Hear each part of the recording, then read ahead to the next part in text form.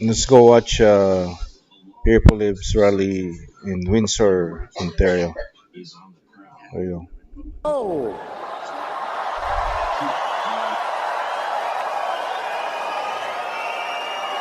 I won't steal Pierre's thunder, but it might be a CBC mic. Anyways, how's everyone tonight?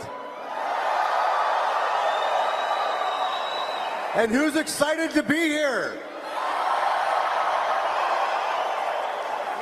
Thanks so much for coming, everyone. It's so great to see so many people here today and send a strong message. It's time to put Canada first. It's time for a change.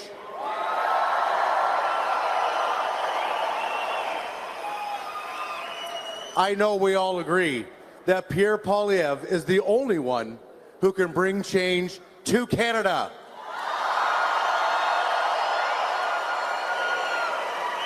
So now, if you'll bear with me just for 1 minute, I got a couple of housekeeping rules.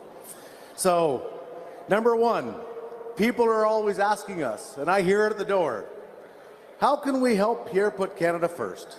And that's quite frankly easy. The first thing you can do is volunteer. Ask a member of our team in the room how you can get involved, or go to conservative.ca/volunteer to sign up. We can only stop Mark Carney's Liberals from winning a fourth term with your help.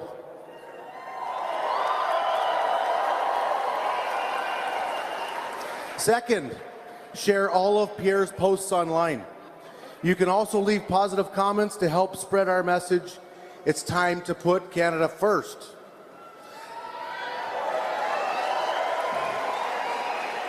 And finally, we have a number of our common sense Conservative candidates here today, and you can vote your home candidate at any election Canada returning office across the country by writing in the name of your local candidate.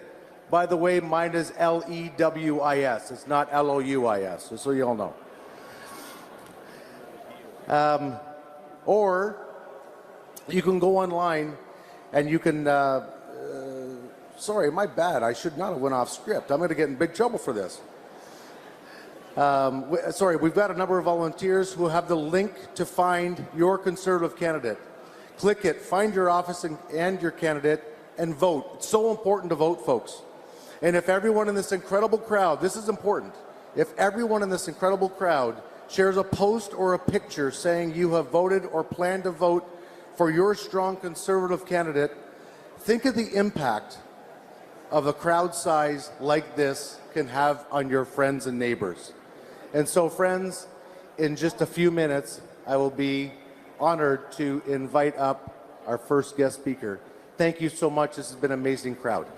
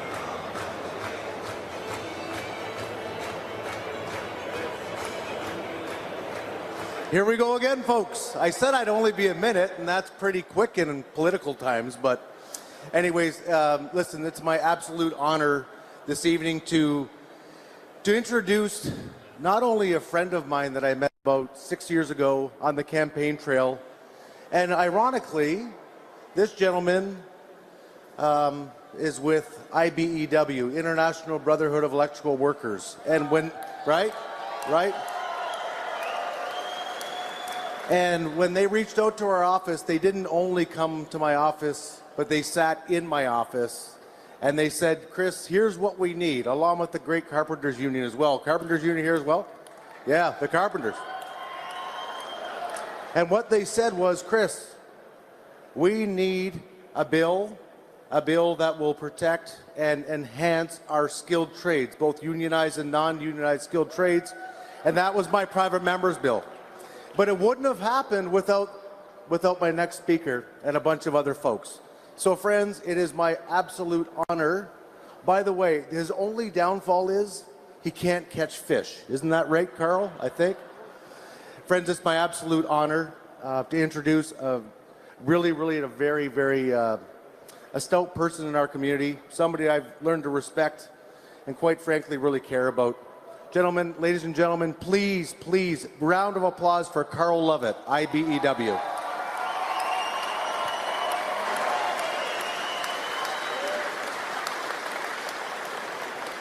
So let me start by saying this.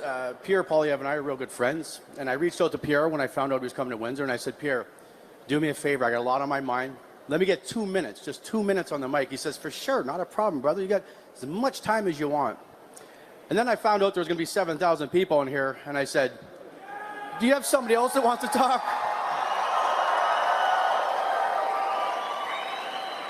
I mean, look at this. This here reminds me like a Super Bowl halftime show right now. Look at the people in the room. This is crazy. Unbelievable. So listen, I'm not a public speaker. I'm a union tradesman. So if I mess things up, do me a favor. Don't throw the eggs at me. We know the price of food now that the Liberals gave to us. I might throw a couple of jokes during this thing too. If you don't catch them, just laugh. I won't know if you're laughing at the joke or laughing at me. So my name is Carl Lovett. I'm a proud union man in the city of Windsor. I'm the business manager of the International Brotherhood of Electrical Workers, Local 773. Yeah. Currently, we have about 1,500 people that I oversee in the city, and the number keeps growing. The workers in Windsor here have suffered under the lost Liberal decade. Here's the situation for our workers. Food prices have become unfathomable. The cost of tools, basic house wire, and everything else has gone through the roof. Rent and housing costs have doubled, if not that, they've tripled. Our streets are now dangerous for families, not just at night, but during the day. Working women are now forced to work multiple jobs to help their families survive. The number of temporary foreign workers, that's skyrocketed also. When I'm seeing layoffs in my industry, and they keep coming, we know there's a problem. There's some billboards around the city touting about the 2,500 new automotive jobs that are coming here. But at the same time, the federal government, the federal Liberal government, are bringing in thousands of foreign workers to displace us Canadians all the time. In saying that, you know why it's so hard for our young men and women out here to find jobs? Because they're being displaced by these temporary foreign workers that we don't need in Canada.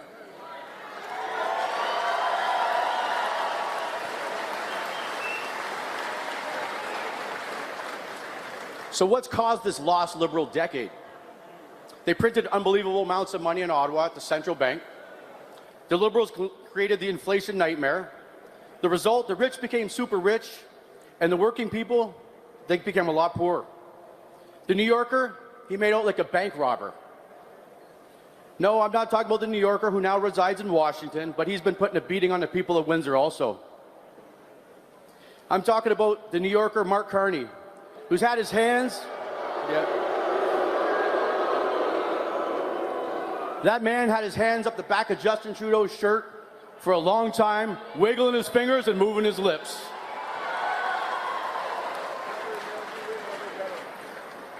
Mark Carney's moved one of Canada's largest companies to his home in New York, just months before he became Prime Minister. Imagine that.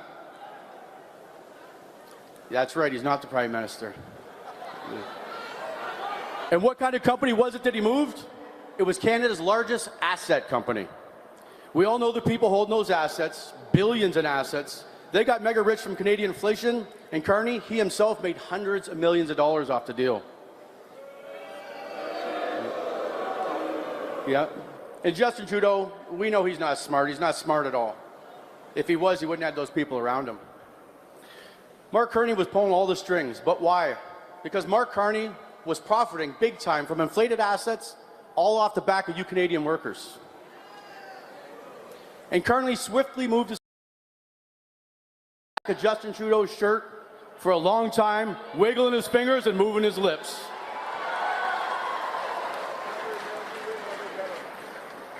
Mark Carney's moved one of Canada's largest companies to his home in New York, just months before he became Prime Minister. Imagine that. That's right, he's not the Prime Minister. And what kind of company was it that he moved? It was Canada's largest asset company. We all know the people holding those assets, billions in assets. They got mega rich from Canadian inflation, and Carney, he himself made hundreds of millions of dollars off the deal. Yeah.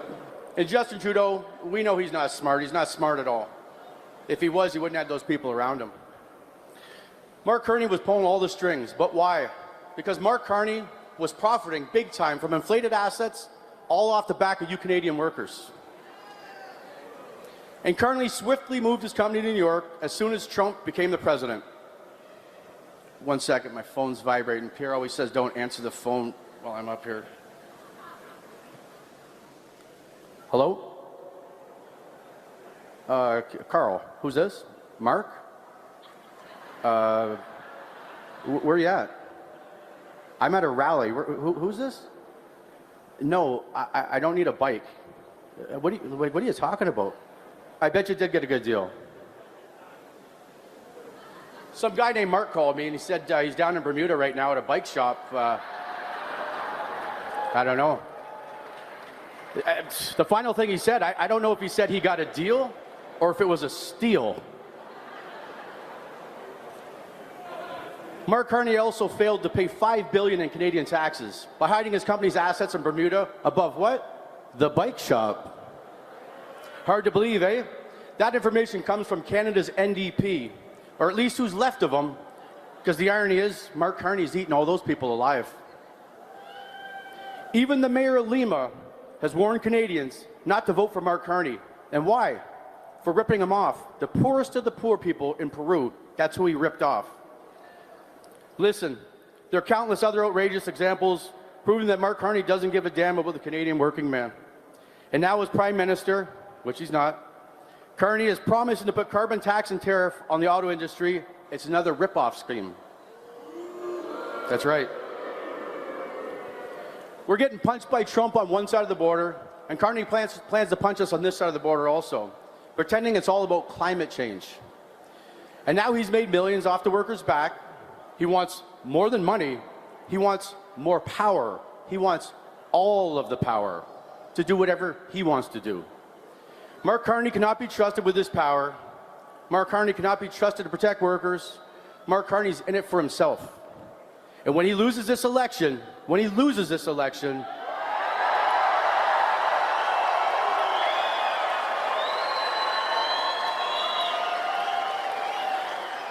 you can bet Mark Carney is going to leave Canada in a New York minute.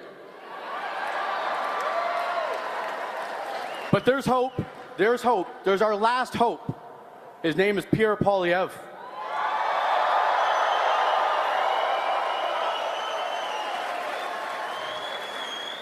Pierre's the only hope for Canadian workers. You see, Mark Carney fooled Justin Trudeau, and we can't let him keep fooling us Canadians. Local 773, which I represent, knows Pierre Poilievre very well, and we can proudly tell you that Pierre has our back. Pierre's been putting Canadian people to work, and Canadian workers first. Local 773 began working with Pierre Poilievre and the Conservative Member of Parliament, Chris Lewis, some years ago when it became all too clear that the Liberal Party had zero interest in helping out us workers. Upon winning leadership of the party, Pierre made Local 773 his very first priority. He came to my union hall.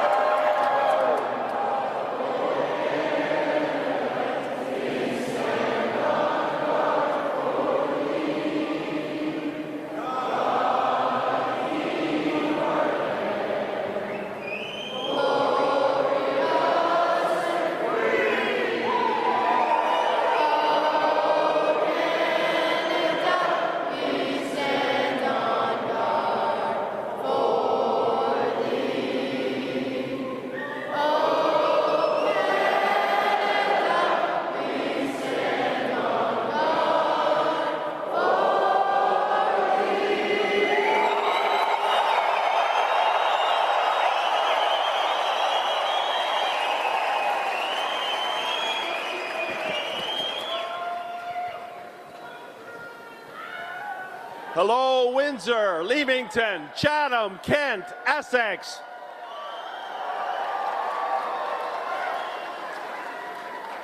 I'm Dave Epp, the incumbent MP and candidate for Chatham, Kent, Leamington. And I've got an important question for you. After a lost Liberal decade of rising costs, rising crime, and an economy that's down under the American thumb, do the Liberals deserve a fourth term? Is it time to put Canada first for a change? With a new Conservative government that will axe taxes, build homes, unleash our resources, stop Put Canada our crime. first for a change. Yeah? Bring home jobs so that we can stand up to Trump from a position of strength. And who's going to deliver that? Pierre. Pierre is the only one that can bring change to Canada. You know, last weekend,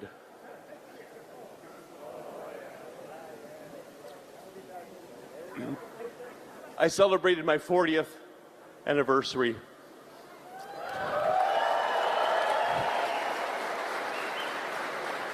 With Charlene, right here.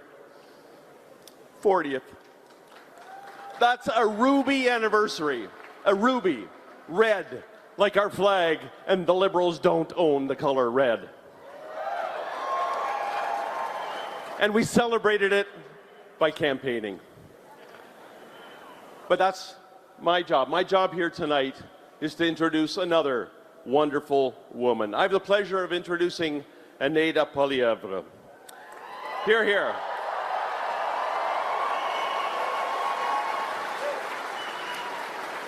Aneda is an entrepreneur, a dedicated advocate against human trafficking, and a staunch supporter of women's empowerment. Here, here. As a father of 4 daughters, here, here. Born in Venezuela, raised in Montreal, Aneda moved to Ottawa in 2006, where she met her future husband, Pierre, in 2012. And they were married in 2017, so that makes their ruby anniversary 2057. In 2024, she launched Their Stories Matter, an online platform dedicated to giving a voice to the survivors of human trafficking. Aneda is here, here. Aneda is committed to supporting women and elevating them through their online magazine, through her online magazine, Pretty and Smart Co., and her Leader Forward initiative, which seeks to pay it forward by inspiring, connecting, and elevating women. But she will tell you that her most important role is to be a supportive wife and a proud mother to Valentina and Cruz. And so, without any further ado, it's my honor and pleasure to give you Aneda Poilievre. Anna Poilievre. Pierre's housewife or wife.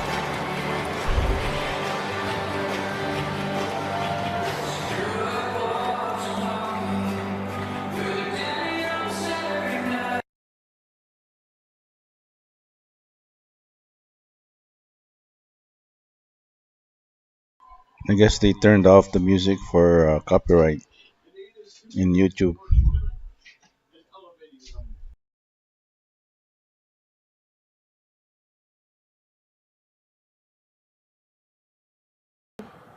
Where we must decide whether we are going to elect for a 4th time the same Liberal team. The same Liberal team that has weakened our economy, left us with unaffordable housing, rising crime, and vulnerable in the face of the threats of Donald Trump, or are we going to elect a conservative government who's going to put Canada first for a change?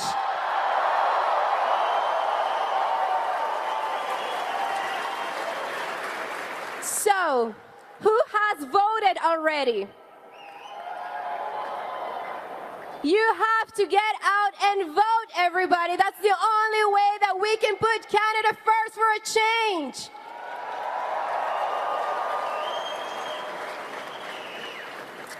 This journey began for my husband and my family a little over 3 years ago, when my husband decided to run for the leader of the Conservative Party of Canada. And ever since, he has been traveling from coast to coast to coast so that he can step away from the Ottawa bubble in the elite, go on the ground, and to hear Canadians directly. Boy, oh boy, did they share their struggle with us. So, what we truly really need is a government and a leader of the people, by the people.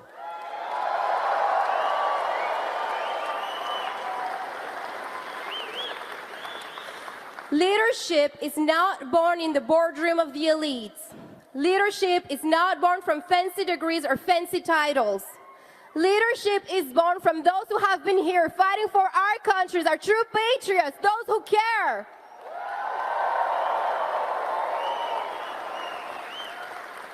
So yes, my husband has been right here at home, and he has been fighting with us, all of us, for way more than 3 years. He spent most of his adult life right here, fighting for our youth, our families, our seniors, to put Canada first and always.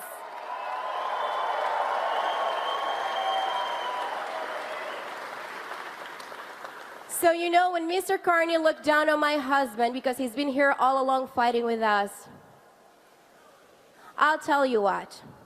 He tells my husband that he doesn't know how the world works. Well, my husband knows how Canada works and how to make Canada work for all of us.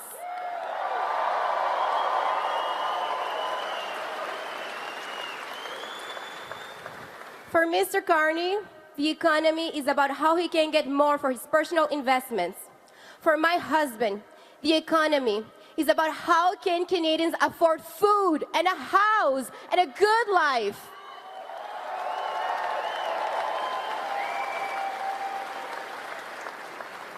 You know what? I love all of my husband's policies, and I believe they're truly going to make Canada great and that we're all going to move forward with that. But in order to understand why we do this, you need to know the men and the family behind those policies. My husband, he was born in Calgary, and he was born from a teenage mother who gave him out for adoption to 2 school teachers, Dawn and Marlene. They worked really hard, and they lived paycheck to paycheck. They worked really hard, and nothing was handed down to my husband. He had to fight for everything. I was born in Caracas, Venezuela. There's some of you here.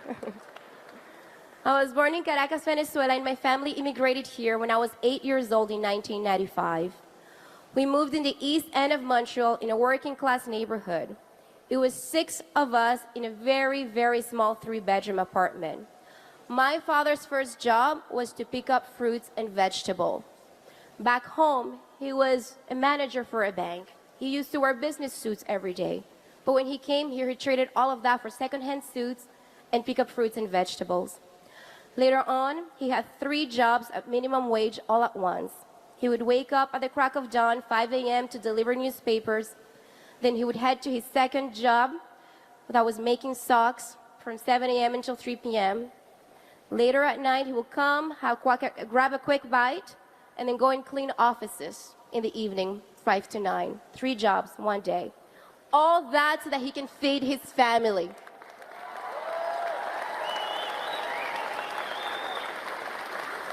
By the time that I was 17, I had moved out of home and become 100% financially independent. When I turned 19, I left Montreal, moved to Ottawa, not speaking English. I took a student loan, put myself through university, and worked full-time so that I can pay rent and food.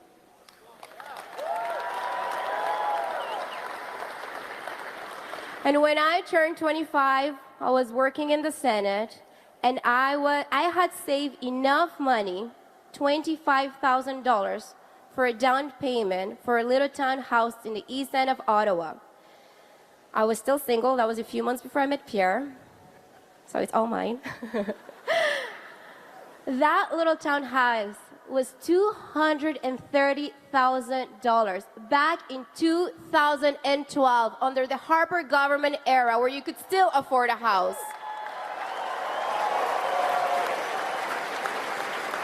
So ladies and gentlemen, that was the Canadian promise, that if you come to this country, if you work hard, you can get ahead and you can live the Canadian dream. This is who we are, the Poilievres, and this is what we stand for. We are with you, and we need you with us. And that is why it is my pleasure to stand by my husband's side every single day of this campaign to fight with him to restore the Canadian promise. And it is my pleasure to share him with all of you. My husband, the next Prime Minister of Canada, Pierre Poilievre.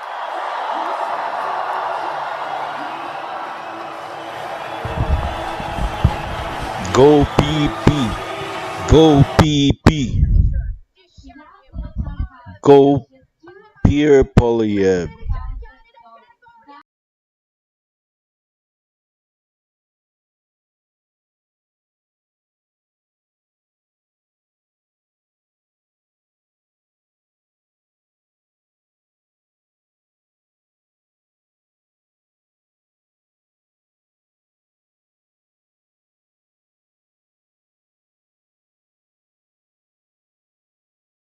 To axe some taxes for a change.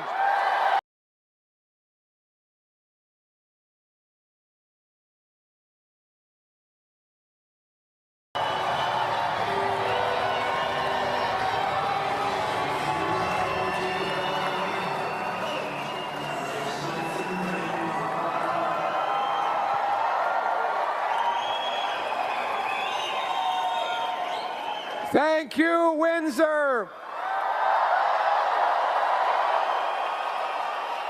Who's ready to vote for a change? Who's going to vote to axe some taxes for a change? Who's voting to stand up for Canadian workers for a change? Who's going to vote to build some homes you can afford for a change? Who's going to vote to stop the crime for a change? And who's voting to put Canada first for a change? And I know just the team to vote for. We've got the team that's going to deliver that change. Let's hold up that sign back there. Look at that, change, right there. It's written there, right there, change. Put that one down just a little lower. Keep Kathy up, but not quite high enough to block the change. Kathy doesn't want to block the change. She wants to help us deliver the change. And that's what we're going to deliver. And we've got the incredible Conservative team to do it. We've got the great Chris Lewis. Give it up for him. Harbinder Gill. Kathy Borelli.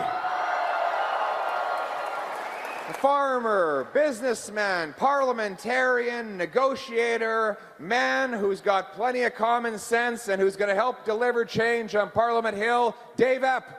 There he is. But before I go any further, I have to take a moment to celebrate one of the great citizens of Windsor. We have here the local leader, the business manager of the IBEW Local 773, Carl Lovett. What a great speech. This is a shocking endorsement coming from the electricians.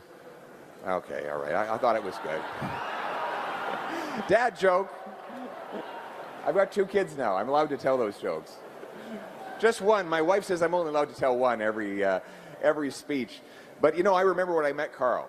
I drove over to the IBW local, and when I got there, there was a sign that said, "Only Canadian-made cars allowed on the lot." And he's warned me that you got to be careful you don't get a flat tire if you're not driving a Canadian-made car on his lot. He's a very patriotic guy. We sat down and talked, and the first thing he wanted to talk about was not politics, not policy. He wanted to talk to me about hunting and fishing. He loves to hunt and fish. Then the second thing, he wanted to talk about his family. And then he wanted to talk about all his friends and how proud he was to be from Windsor and how proud he was of the electricians that he represents and fights for, and how his only wish for this country is that once again we put our workers first for a change. Thank you, Carl.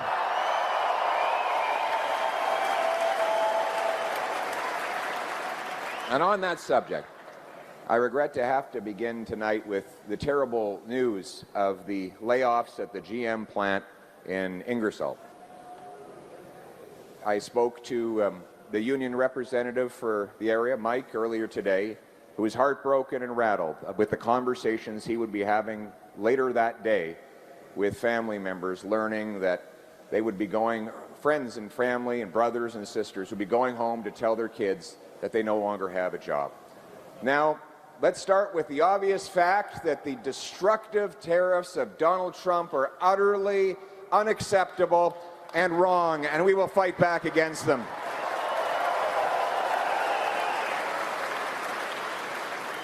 But we will also fight to protect the jobs of our workers. Conservatives will put in place a fund to give liquidity to our manufacturers, to keep paying workers, keep them employed, minimize the disruption, until hopefully we can get this dispute resolved.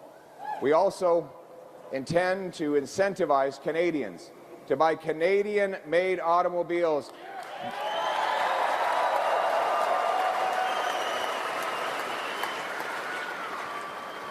And that's why I'm pleased to announce that as Prime Minister, for as long as these tariffs are in place, there will be no federal sales tax on Canadian-made cars and trucks.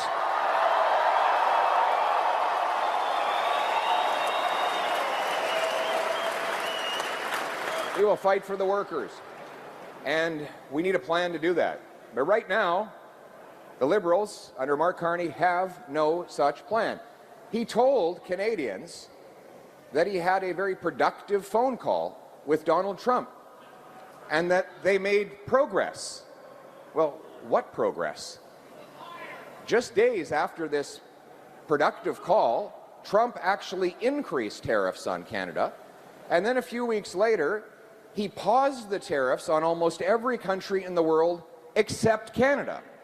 Now, to be clear, I'm not blaming Mr. Carney for Mr. Trump's wrong-headed tariffs.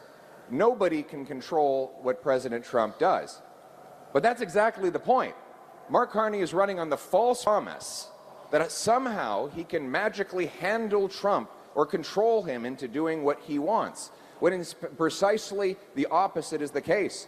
Obviously, we will fight to get an end to the tariffs while protecting our sovereignty, starting on day one. But we must focus on what we can control in this country. And what we can control is reversing the disastrous liberal economic policies that put us in this position of weakness in the first place.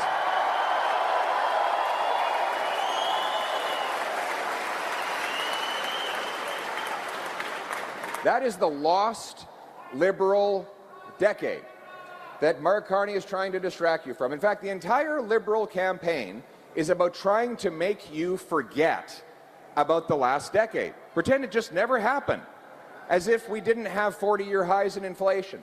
It just didn't happen. As if that we didn't see food prices rise 37% faster in Canada than they did in the United States under that lost Liberal decade. Make you forget that housing costs have doubled in Canada, rising faster than in any other G7 country, that it costs 50% more for a home on the Canadian side of the border than on the US side, and that you can actually buy a castle in Sweden for a lower price than a mid-size house in Kitchener. They want you to forget that Canada has had the worst growth in the G7, the worst household debt in that same group of nations, that our economy has been shrinking for a decade in per capita terms, all before the Trump tariffs kicked in. They want you to forget that $500 billion of our investment dollars have fled south, and they want you to forget that all of these economic failures happened while Mark Carney was acting as Justin Trudeau's economic advisor. Now, the same Liberal MPs, same Liberal ministers, same Liberal strategists are trying to get you to elect them to a fourth term in power. My friends, after the lost Liberal decade of rising costs and crime, we cannot afford a fourth term. We need a change in government with a Conservative Party that will put Canada first for a change.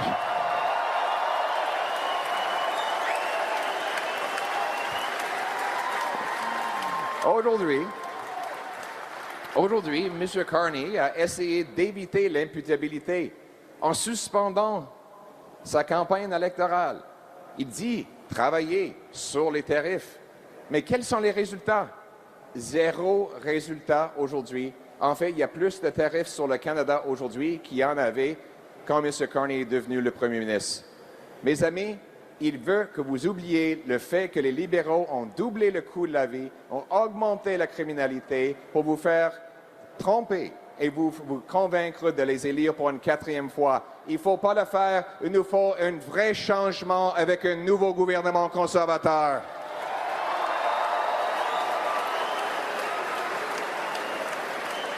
My friends, we need a plan to put our country first, to get us back on top. Look at this young guy over here. How old is he? Right on Dad's shoulder. Young, he's too young to vote, unfortunately. Look at this incredible kid. We got kids from all ages. He just popped up. We got some more kids over here. It's their future that we're fighting for, isn't it?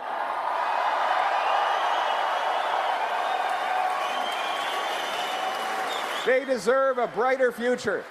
We want to bring back the great Canadian promise. So that little guy and that little girl over there will have the chance to work hard, buy a house, start their own family, live on a safe street, have a beautiful life here in a wonderful country. That's what we had growing up, and that's what we want to restore for all.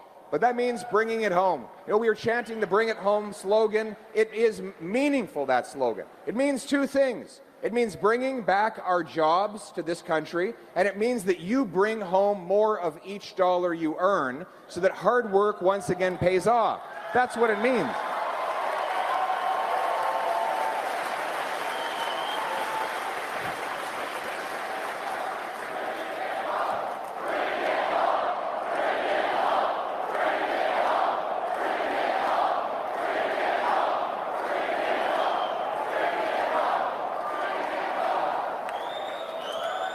And it starts with income tax. In Canada, we have these high income taxes. They're like a fine that you pay for the crime of working hard, right? I love this meme of this kid. He's in this park with his dad. He said, and the kid's bawling his eyes out. He's asked his dad, what is income tax? And his dad says, well, it's like a high school report card, except the opposite. The harder you work, the worse you do. You put in an extra hour, you pay more. You get a bonus, you pay more. You get a promotion, you pay more. No good deed goes unpunished with our Income Tax Act. That's why Conservatives want to change things. We want to make work pay again. And I'm announcing today, this is a Liberal microphone, I think. That's why I'm announcing today, Conservatives will cut income tax by 15% for the average senior and worker.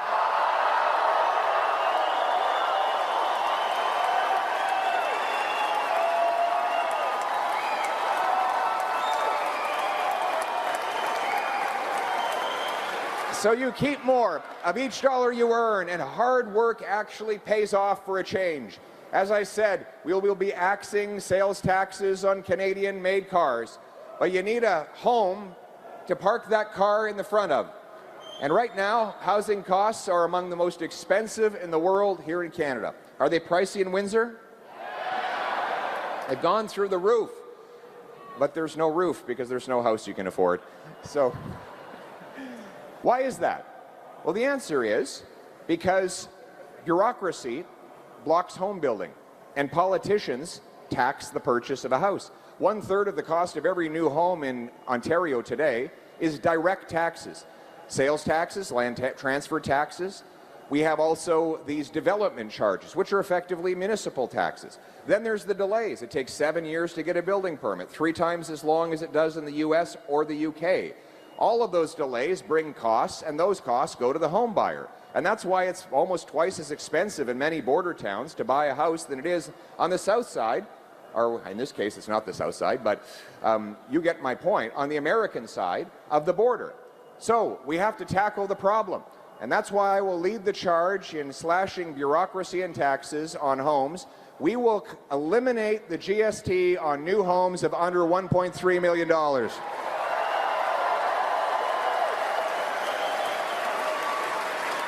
But we're not finished. Then I'm going to make a generous offer to your mayor and every mayor. I will pay half the cost of any reduction they make in their home building taxes, up to 50 grand. So let's put it this way. Imagine you cut the GST by 50 grand on a home, you cut municipal taxes by another 50 grand on a home, all of a sudden you have $100,000 less tax on a new home. That'll cause more home building and more affordable homes for you to buy.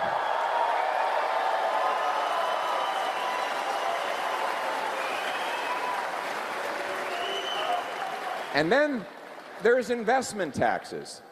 Now, a lot of time we hear the word investment, everybody's eyes glaze over. They say, why should I care about what investment number the Canadian economy gets? Well, the answer is, those are the tools, the technology, the plants, the shop floors, you've got the CNC machines, the conveyor belts.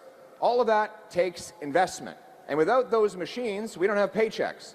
Well, the Liberals have raised taxes on investment and driven $500 billion of that investment south, because capital goes where capital grows.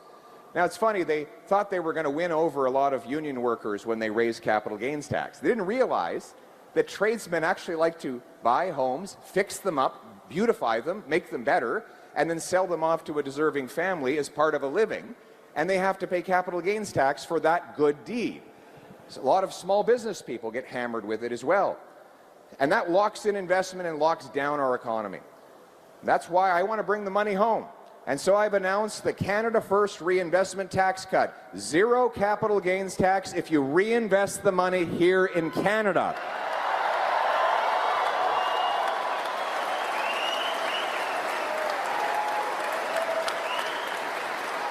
Bring it home. That's what it means to bring it home.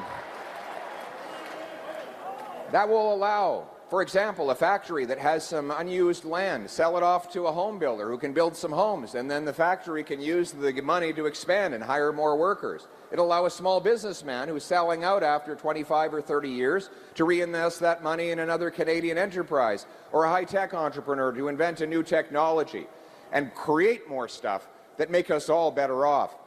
We have to get rid of the worst tax of all, though. It's the inflation tax. The inflation tax happens when the government prints money to pay for out-of-control spending, and you pay the bill through higher costs for everything. Geez, it sounds like a helicopter is landing on the roof or something. What's that? I think it's just the audio machine, so nobody has to freak out. But anyway, listen. Like I said, it's a Liberal microphone, it's a Liberal speaker system, but we're going to talk right through it. The reality is, we'll push right through it. The reality is the government has caused the worst inflation in 40 years as a result of increasing our money supply. This is bills, coins, and bank deposits from $1.8 trillion to $2.5 trillion, all to fund reckless deficits advised on Justin Trudeau by Mark Carney. Now, you might say, well, what's wrong with having all this extra money? Isn't money a good thing? Well, if there's stuff to buy with it, but if you increase the supply of money faster than the stuff that money buys, well, then you bid up the cost of everything. If you have an economy with 10 apples and $10, well, it's $1 an apple. If you double the number of dollars to 20, and you still only have 10 apples, You're not twice as rich. Each apple now costs twice as much. Now, the people who get that newly printed money first, those in the financial system, those with the contacts, they get rich because they get to spend and invest the money before it loses its value. But everyone else gets poor, and that's why your purchasing power goes down. You see, costs are not going up. The buying power of your money is going down. That is what inflation is. And it's all the result of massive overspending in Ottawa. We're going to end the overspending. We will cut bureaucracy, consultants, handouts to corporate insiders, foreign aid, and other waste so that we can bring our money home and bring inflation down.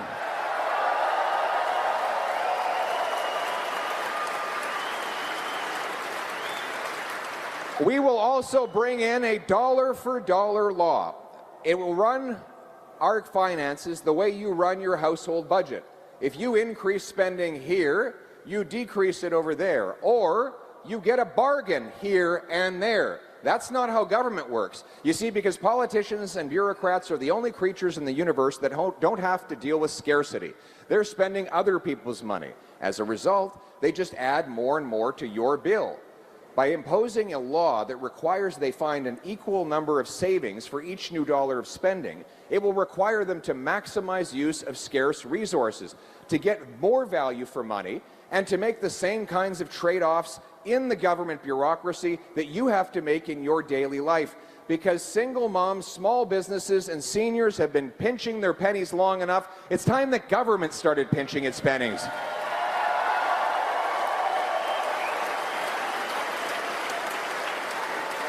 And so this election is really about the cost of living. Do we want a fourth Liberal term of rising costs and taxes? Or is it time to bring down the cost of living, protect your purchasing power, and lower your taxes for a change? You see, I like this. Let's bring it home. Let's axe the tax. Smart lady over there. Great sign. We've got some good signs. Very smart people in Windsor. We've got another axe the tax sign. Fantastic. What else have we got? We've got jail, not bail. That's right. Excellent. Protect jobs. Change. Lots of change. Lots of people want change today, that's for sure. This guy has WTF on his shirt. WTF. I said that in the House of Commons, and the Speaker thought that I was being unparliamentary. I was just asking, where's the funds? Right? It's a pretty fair question.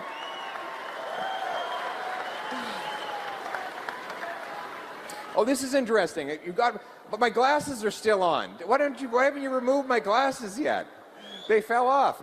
Pretty good looking picture, eh? What do you think? Thank you. That's a pretty impressive sign.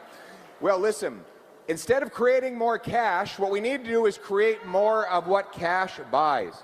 Oh, we have what we have here, somebody. Okay.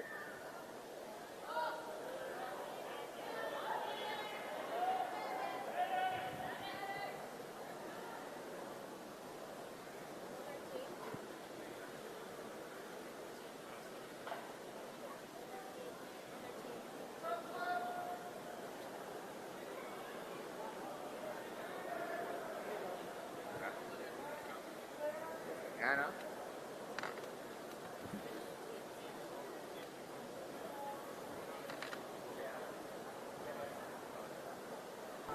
What happened? Somebody fainted.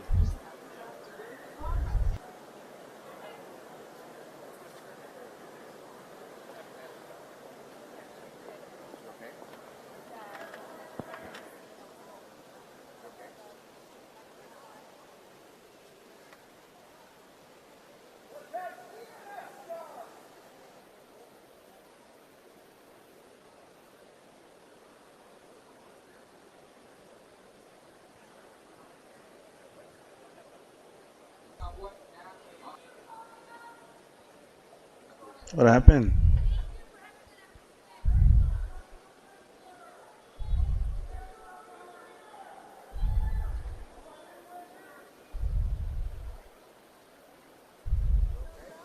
Somebody fainted.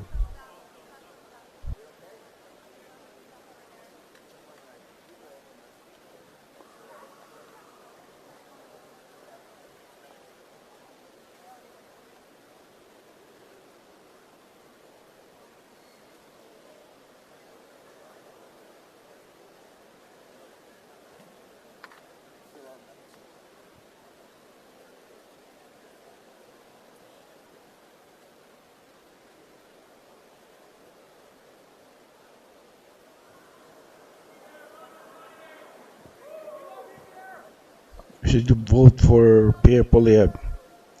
Go conservative. It's time for a change. The last 10 years since 2015 has been very bad for the Canadians and the economy. So we'll see what happens.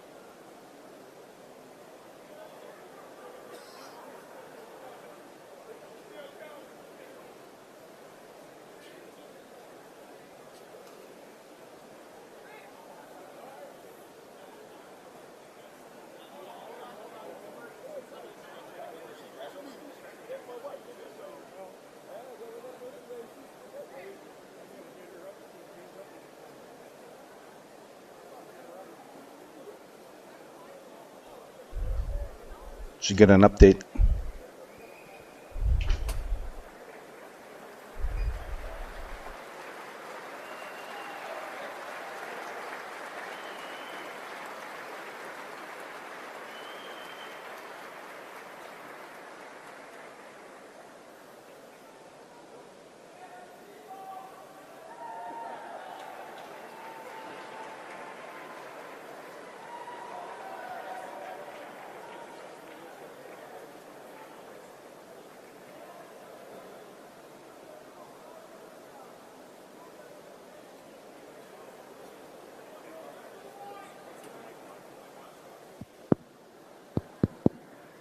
All right, everybody, she's going to be okay. Give her a round of applause.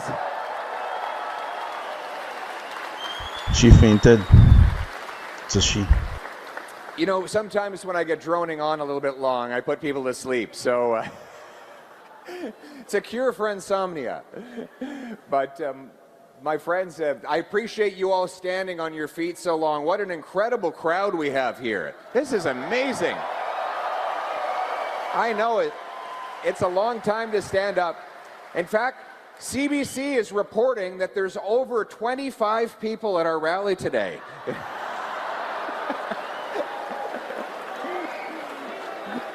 Numbers were never their strength. But numbers rule the universe, as Pythagoras said. And the numbers count.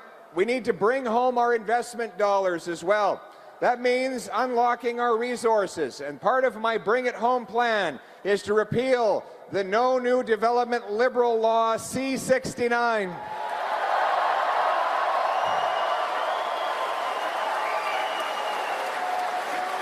We're going to build Canadian pipelines, Canadian factories.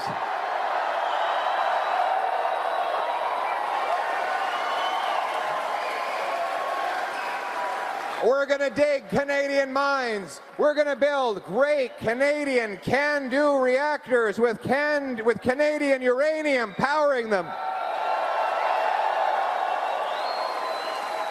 And this is a big difference, because on the other side, Mark Carney wants to keep all of the same keep it in the ground extremism as his predecessor and protege, Justin Trudeau. Mr. Carney, he says he wants to keep C-69, the no development law, keep the energy cap that blocks our industry from producing more oil and gas while allowing the Americans, Venezuelans, and Saudis to produce as much as they want. He says that 80% of our oil will have to stay in the ground, which means That's like burying our biggest and most important financial asset. This is a great way to make us even more reliant on the Americans, but that's the choice in this election. Do you want, after a lost Liberal decade, to keep our wealth in the ground, block our resources, and depend on the Americans for a fourth Liberal term, or do you want to unlock the power of Canadian energy, Canadian mines, Canadian steel, and bring it home?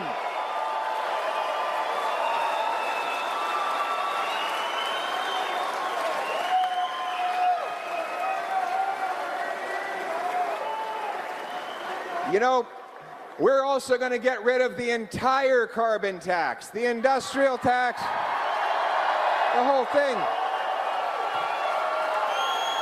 Axe the tax. We're going to axe the tax.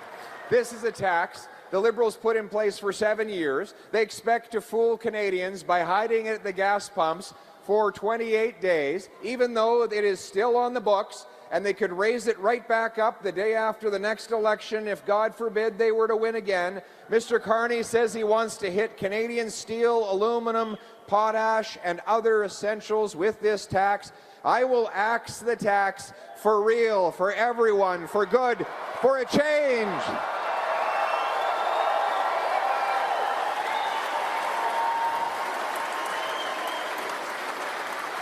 We will cut 25% of the rules and regulations that the Government of Canada imposes so that our small businesses spend less time filling out paperwork and more time hiring workers and serving customers. We're going to unlock the power of our entrepreneurs again, and we're going to reinvest in the next generation of people who build stuff, make stuff, move stuff, and make stuff. Are working tradespeople in this country. Boots, not suits. Do we have any trades in the room today? Wow. Look at this. What do you do, sir? What are you? A bricklayer. You know, Winston Churchill was actually a bricklayer. He wasn't very good at it. It's too hard a job for a politician to do, but nevertheless, a very important job. So you a mason as well? Okay, full-on mason. Fantastic. That's tough work. It requires a lot of patience. What about the gentleman behind you? CNC machinist. That takes a lot of brain power. Those machines are very impressive. Anybody, what do we got over here? You're a steam fitter? Plumber. Plumber, right on. Plumber. A good union plumber. United Association? Right on, you got a great union. Nate, yes, your union has endorsed us as well. Thank you very much to the plumbers and pipe fitters. Nathan Bergstrand. What do we got over here? What's that? A tool maker. Okay, so welder. Excellent. That's fantastic. Yes, who else do we got? We got another trades. Yes, this young lady here. A laborer. Excellent. Very important, hard work. Thank you very much. Very young lady. You know, I'm actually doing an apprenticeship myself. Cabinet maker. Cabinet maker. Okay. I stole that joke from John A. MacDonald, the truth is be told. What do we got over here? What do we got over here, Tommy? We got carpenters everywhere. The guys with the hammers. Amazing. You know, the tradespeople are the future. I tell every young person, get yourself a trade. Not only will you have a practical skill, it'll teach you how to solve problems. It will teach you how things work. You can then turn that into a business and employ a lot of people. The best business people I make today are actually from a trades background. It's not the lawyers and the MBAs anymore. It's the tradespeople. They're the ones that are going to be ruling the world. And we need more of them. And we've got a real plan to do it. I've announced that I'm going to be partnering with unions like the UA, the IBEW, and many more to fund 350,000 training placements for our young people in the trades.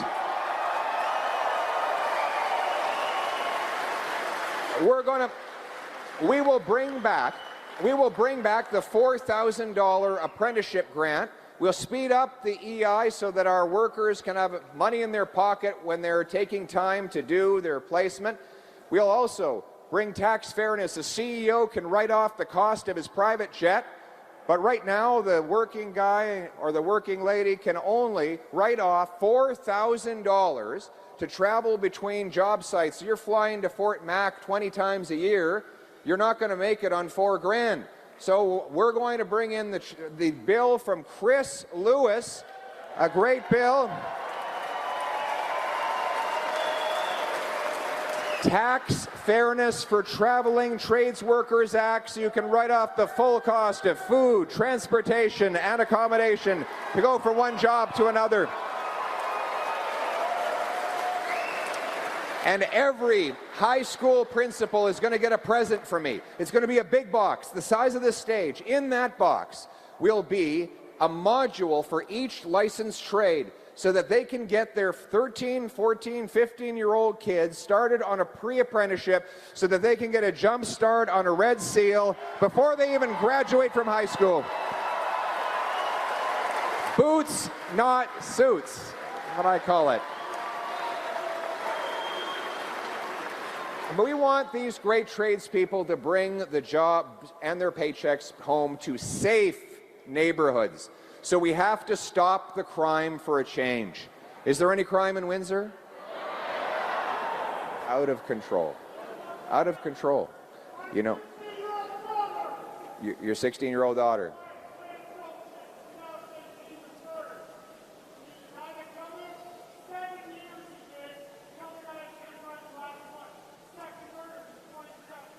Wow. Did you hear that? He said this guy killed a young lady. He was out in 7 years and did it again. These are the stories we hear every day. Rampant offenders offending again and again and again. Do you know they tell the police now that they are not even worried about getting caught? It's too much trouble to try and avoid getting caught, so they don't even bother with it. They get arrested and then they're released again. The good news is we don't actually have a lot of criminals in Canada. The bad news is they are very productive. The same 40 offenders had to be arrested 6,000 times in Vancouver. In Penticton, there's one guy named Levi. When he's out of jail, he raises the crime rate for the entire city. Everyone in Penticton knows this guy. We've seen the countless stories of people murdered by someone who's out on bail, even after they've committed multiple offenses. Women who are pleading with the system to keep their abuser behind bars, but they keep letting him out, and he comes back and reoffends and threatens the children.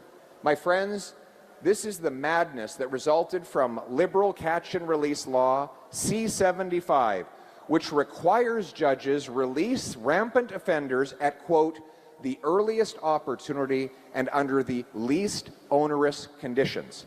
That's the law. Then there's C5, the house arrest bill. So you can do serious violent sexual or drug crimes and serve your sentence in your living room, watching Netflix or playing Grand Theft Auto while you run the clock down on your sentence. And then there's C-83, the Liberal get Paul Bernardo out of jail free card, which allows him. My friends, we will repeal each and every one of these laws. Catch and release, gone. House arrest, gone. Paul Bernardo, back to a maximum security penitentiary.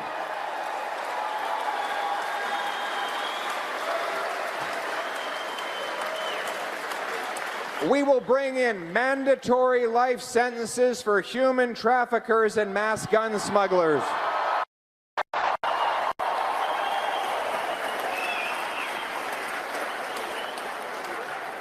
And anyone convicted of 3 separate serious offenses will be permanently ineligible for bail, parole, probation, or house arrest. 3 strikes, and you're out. 3 strikes, you're out. And then there's the drugs. There's the drugs that have overtaken our communities. Fentanyl, methamphetamines, and countless others. These deadly drugs are worse than anything we ever knew. When I was a kid, we were terrified of heroin. Our parents told us to be absolutely terrified of heroin. Do you know fentanyl is 100 times more powerful than heroin? 2 milligrams of fentanyl can kill a human being. And yet traffickers get out of jail after they sell kilograms of it. And we have the government actually handing out opioids. They claim it's a safe supply. Well, if you get a safe supply of opioids from the government, then you won't overdose or die from a contamination, they say. The result has been that the dealers sell these government-funded drugs to kids at a discount and use the money to graduate up to fentanyl. And that has led to 50,000 deaths. My friends, these stories are tragic, and I hear them everywhere I go. Mothers and fathers telling me of their wonderful children. Some of them made one mistake, went to a party, had too much to drink, and took a single hit, which stopped their lungs.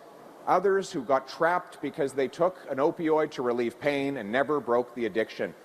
Either way, the heartbreak is unbelievable. One man wrote me a letter saying that he held his wife's hand when she gave birth to their little baby boy.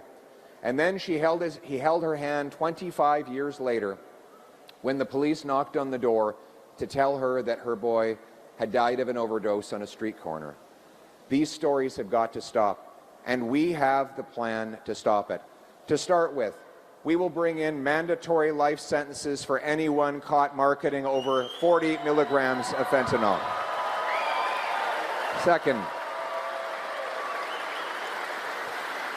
Second, we will defund the opioids, and we will bring back penalties, criminal fines for illegal possession. Third, we will invest in treatment, recovery, and rehabilitation.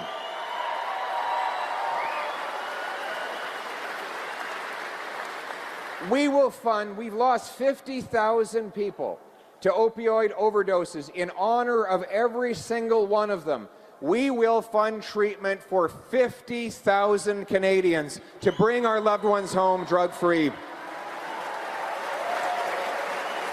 I told the young men that I met over at the Moncton Harvest House Treatment Center that I needed a favor from them. I said, I need you to get better so that you can get back on your feet, go back onto the street, and grab another person off the street, pull them in here so that they can get better, and then they're going to go out on the street and they're going to pull another person off the street, and that cycle of hope is going to end this crisis and save our loved ones. That's what hope means. And then there's our border, which, 99% of shipping containers come and go uninspected in Canada. You wonder where the drugs, guns, stolen cars move through our border. It's in those shipping containers. We don't even allow CBSA to monitor the points between official ports of entry. So people can just walk or send drones over the border, breaking our laws and threatening our people. My friends, enough is enough. We're going to secure the border. We will bring in watchtowers along the duration of the border. We'll hire 2,000 frontline CBSA officers by cutting consultants and bureaucracy to pay for it. And we're going to have high-powered scanners that look into the shipping containers to intercept the contraband. And you know how we're going to pay for it all? In addition to cutting back on the wasteful back-office bureaucracy and consultants, we are also going to cut the wasteful multi-billion-dollar gun grab.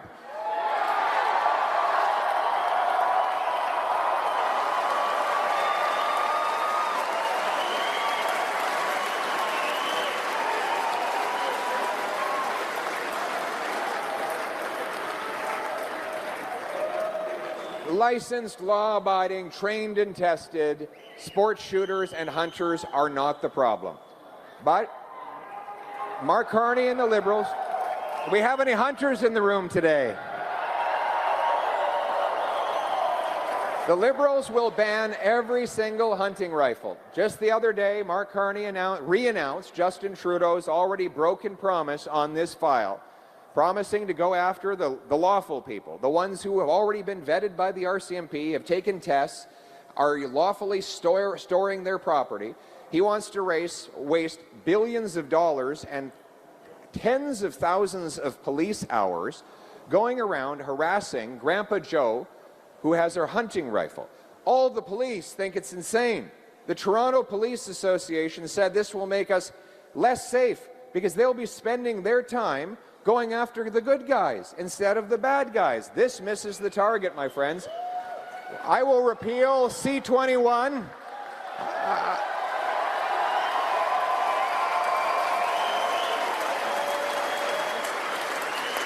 We will protect hunters, we will honor the people who lawfully follow the rules, and instead we will secure our borders and lock up those who sneak in with guns. Those people will go to jail for life, and our hunters will have a good life here in Canada.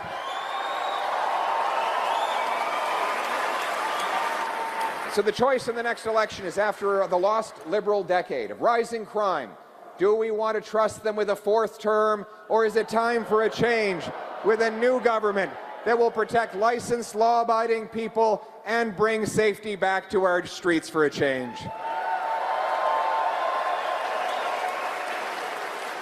But to make our country truly safe, we need to rebuild the Canadian Armed Forces.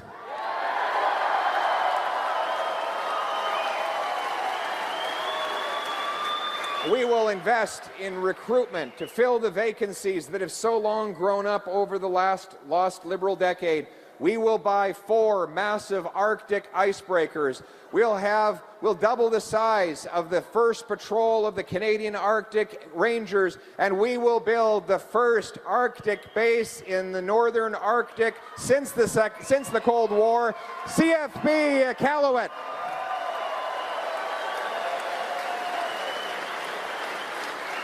We're going to expand the cadets to give our young people mentorship under the guidance of military and ranger members who will teach them about punctuality, discipline, and countless other lessons that will apply as they learn to serve their country and prepare for the future. We will put our country first and unite our people by fixing the broken Liberal immigration system.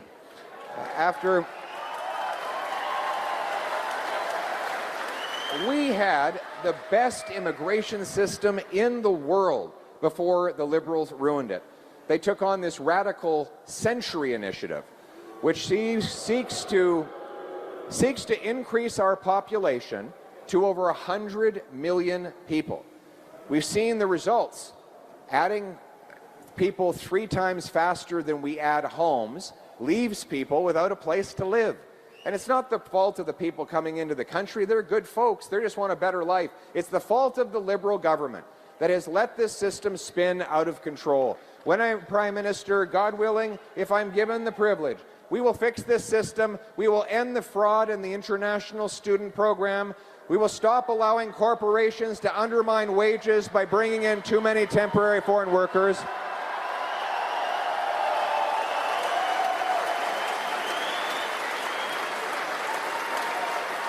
And we will cap population growth so that it is always below the growth in the housing stock, the job market, and in our healthcare system. We will bring our people together again. We're going to unite around our common identity, my friends. We're going to rebuild our statues, raise our flags, put our Canadian heroes back in our passport. We're no longer going to apologize for being Canadian. We're going to stand up for this country, bring our money home, put our people back in charge of their lives. But the only way you will get this change is if you vote for it. Are you going to get out and vote? Are you going to tell all your friends and neighbors that they need to get out and vote? Because you're voting for hope, you're voting for change, you're voting for Canada to have a bright future again. We will be a nation that harvests its resources, trades from Canadian to Canadian, builds homes for its youth, secures its borders, protects its vulnerable, honors its history, rebuilds its military, and raises its flag. We are not a nation of tax collectors and toll masters, of gatekeepers and grandees, of rulers and rule makers. No, we are a nation of artists and adventurers, of entrepreneurs and explorers, of workers and warriors, of pioneers and patriots. What binds us together is the Canadian promise that anyone who works hard can get a great life. That is the hope of Canada. So my message to you, if you are that single mother going to bed hungry, wondering how you'll feed your kids in the morning, have hope, because change is on the way. Yeah, change is on the way.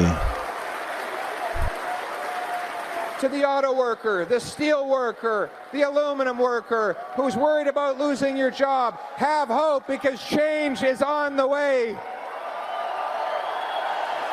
Bring it home To the to Canada. mistreated veteran who wonders why his government disrespects him, that will be the case no longer. We thank you and we say, have hope, because change is on the way for you too.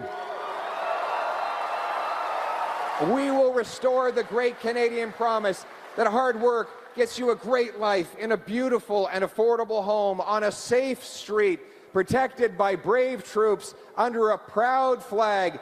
Canada first for a change. Let's bring it home, Windsor. Thank you. Yeah. Very, very eloquent speaker.